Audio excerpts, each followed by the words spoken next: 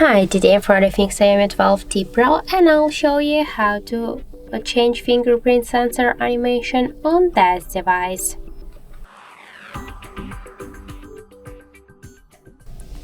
So first, let's just check our currently animation.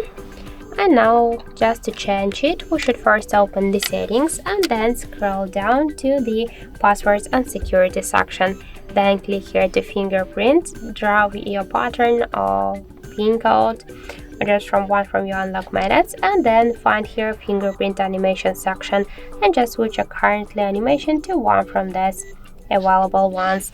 I'll go with this one, and now let's just lock our device and we can see that we just successfully changed fingerprint sensor animation on our XIAOMI device.